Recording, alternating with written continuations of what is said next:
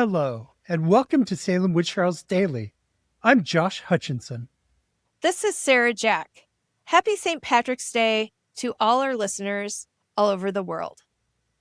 In honor of today's celebrations, we're setting sail across the Atlantic to explore a fascinating and often overlooked layer of witch trial history. Today, we are seeking out the deep transatlantic connections between colonial New England and Ireland, specifically linking key individuals to the 1692 Salem Witch-Hunt. We also would like to offer an important thanks to Katherine A. Hermes and Beth M. Caruso, whose article, Between God and Satan, Thomas Thornton, Witch Hunting, and Religious Mission in the English Atlantic World, 1647-1693, this article was foundational to today's episode. When we think of the Salem witch trials, we usually picture a very localized crisis in Essex County, Massachusetts. But to truly understand the intellectual and theological foundation of the magistrates and ministers who drove the Salem Panic, we need to look at what was happening in Ireland a few decades earlier. The story really picks up during the 1650s, a time when Oliver Cromwell ruled as Lord Protector of England. He's famous for demanding his official portrait include warts and all. Today, a lot of historians remind us we need to look at and expect both good and bad qualities when we're reflecting on the past. Looking at this transatlantic history certainly reveals blemishes. Cromwell had a lot of support in the American colonies, with some colonists even traveling back to England, specifically to fight in his forces. Cromwell's military conquests heavily impacted Ireland, leading to a dynamic transatlantic exchange of Puritans and ministers.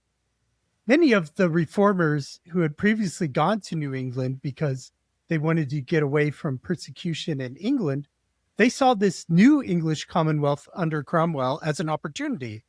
So they actually went back across the Atlantic to help establish this Puritan society in Ireland. And the men who made this journey were not minor figures. They were some of the most influential male minds of early New England. Take the Mather family. Brothers Samuel, Nathaniel, and Increase Mather were all in Dublin during the Cromwellian period. While studying at Trinity College in Dublin, they were under the tutelage of a man named Samuel Winter. Winter was the provost of the college and a conservative, independent pastor who fiercely defended infant baptism and adopted the New England way of church membership. At the exact same time the Mathers were in Dublin, another critical figure, Thomas Thornton, was also in Ireland, preaching at various military garrisons. Thomas Thornton has a tragic and fascinating backstory that links him to almost every major witchcraft event in early New England. He was originally a tanner from Windsor, Connecticut, and his next-door neighbor was Alice Young, the very first person executed for witchcraft in the American colonies in 1647. That same year, a brutal influenza epidemic swept through Windsor, and Thornton lost 4 of his children, including his pious 11-year-old daughter, Priscilla. And Cotton Mather would go on to write about Priscilla Thornton in his work Magnalia Christi Americana, A History of the Church in America, as he used her as an example of piety and humility and being brave in the face of death because you know you have grace. You have this tight-knit group of Puritan thinkers marinating in the cultural and theological environment of 1650s Ireland, engaging in intense debates over things like infant versus adult baptism. But then the political wind shifted drastically. In 1660, King Charles II was restored to the English throne. Because of this, many nonconformist ministers were formally forced out of their positions in Ireland and England. There was a whole wave of ejected ministers Prominent clergymen migrated to Massachusetts Bay Area, including James Allen, John Bailey, Charles Morton, and Thomas Whaley. When they arrived in New England, they reconnected with Thomas Thornton and the Mather family, forming an elite transatlantic network of clergy. Historians today view this transatlantic group as a vital missing link in understanding the intellectual foundation of the Salem witch trials. The time they spent in Ireland profoundly shaped how they would impact New England's religious landscape and their beliefs about the invisible world and how it interacts with the visible world. In English witch trials, the focus was often on maleficium, property-based witchcraft like cursing crops or killing livestock. But the Protestants in Ireland held intense beliefs focused much more on demonic possession. When these ejected ministers brought this specific theological lens back to Massachusetts, it directly influenced how New Englanders interpreted strange afflictions. We see this play out tragically in the 1688 Boston witchcraft case of Goody Glover. Goody Glover was an Irish Catholic immigrant whose primary language was Irish Gaelic. Cotton Mather held intense religious and ethnic prejudice and bias against her. She was an impoverished widow. She was very vulnerable. She was outside the Puritan idea of a scriptural family, and she was outspoken. Mather dismissively called her an ignorant and a scandalous old woman in his writings. He even weaponized her Irish heritage and language against her. During interrogations, Mather complained that she spoke to him in Irish, a language he didn't understand without an interpreter.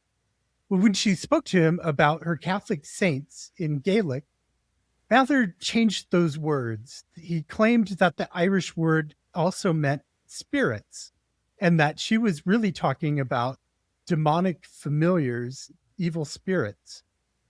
It was pure theological confirmation bias.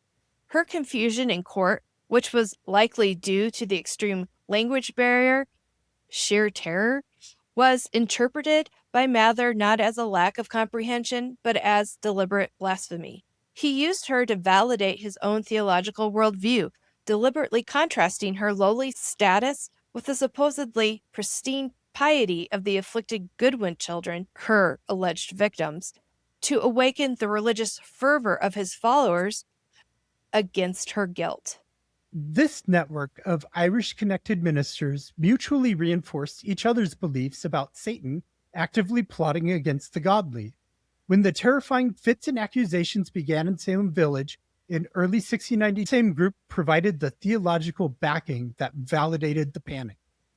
They were active participants. Charles Morton, one of the ejected ministers from Ireland, had already co-signed Cotton Mather's 1689 publication on witchcraft.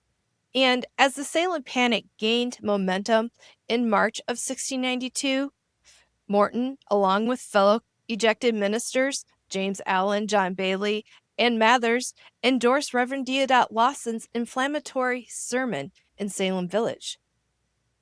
Lawson's sermon essentially threw gasoline on the fire by validating that the devil was physically assaulting the community.